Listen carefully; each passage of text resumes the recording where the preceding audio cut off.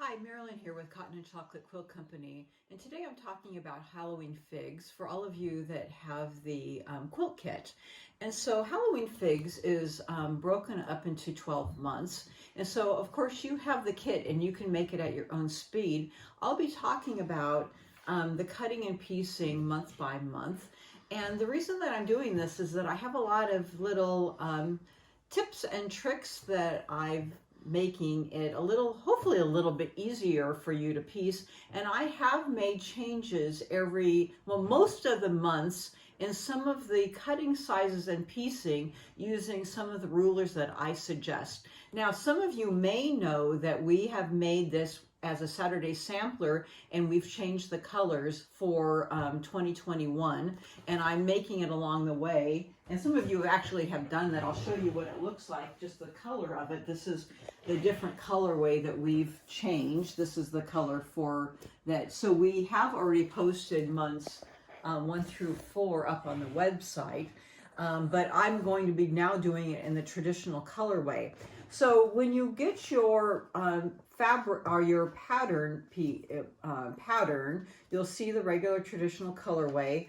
And the important thing to look at is the swatch page, because this then separates your fabric along the way. And then we've labeled the blocks, the border swatches for the border fabrics, and then also the backing is not included, but the binding is. Okay, so that you make your way along the way. So when you're looking at the actual body of the fabrics, they're cut into half-yard pieces. Use those pieces as we're working our way along. And then the inner borders and outer borders are different fabric amounts. Okay, so that you don't break into those. All right, so when you get your pattern, I like to put mine in a 3-ring binder so that it doesn't cut into the printing. They have a lot of general hints and tips for how you make flying geese and sew and flip corners and applique. And you can certainly use those tips and those follow along with the fabric instructions. I've changed it. So if you'd like to use my tips, I work those through in this video. The 4 rulers that I love are the wing clipper, and that's for the flying geese. And this is a Deb Tucker ruler. The block lock, which I use for half square triangles, and I like the 6.5-inch block lock, and you can use this for 6.5-inch half square triangles down into the smaller units. And the folded corner clipper, and this is for your sew and flip corners. And also the Deb Tucker Quilter's Magic Wand, and this is for marking your flying geese and your half square triangles. So these are the 4 rulers that I'll be referring to, and I'll be demoing as we get to them in our earlier months. Okay, and the reason that I use these are most of these rulers make your blocks slightly bigger, and then we cut them down to size so that your blocks turn out perfect. All right, and there's something to be said for that, because then they really turn out well. So also you should be checking the size of your seams, and I'll talk to you about that when we get into piecing in a little bit further down in making the first block. Okay, you should really check your seam allowance. So the first thing that we're doing is we're going to be talking about, I'm going to move this out of the way, the cutting for month 1, and usually you're always doing 2 blocks in every month.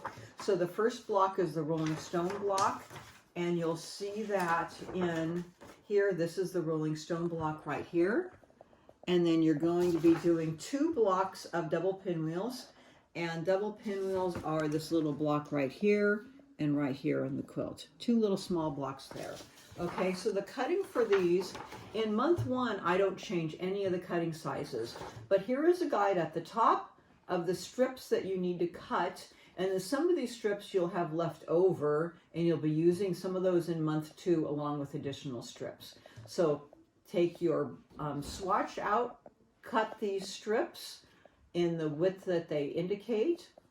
So get your swatch card out, cut these strips, and then you're going to cut these down to size. So with your orange ditzy From that 3.5 inch strip, you're going to cut 4 3.5 by 2 inch rectangles. From your black with circles, you're going to cut, from the 3.5 inch strip, you're going to cut 4 3.5 by 2 inch for your B blocks and 4 3.5 inch squares for your C blocks. From your cream with black circle, you're going to cut 1 3.5 inch square for your D block.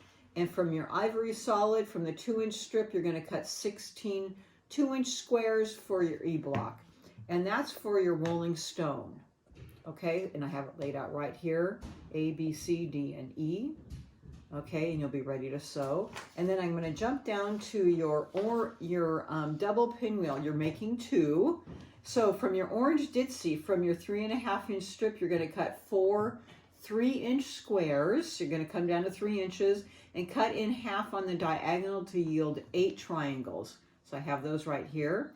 And then from your black solid, from the 3.25 inch strip, you're going to cut 2 3.25 inch squares and cut 1/2 on the diagonal twice to yield 8 triangles. They're real small. Okay, and that's your B block. And then from your ivory solid, you're going to, from the 3.25 inch strip, you're going to cut 2 3.25 inch squares, cut half on the diagonal twice to yield 8 triangles, and that's your C block. So I have all of my blocks cut, and I'll be ready to sew, and we'll get to sewing in just a second.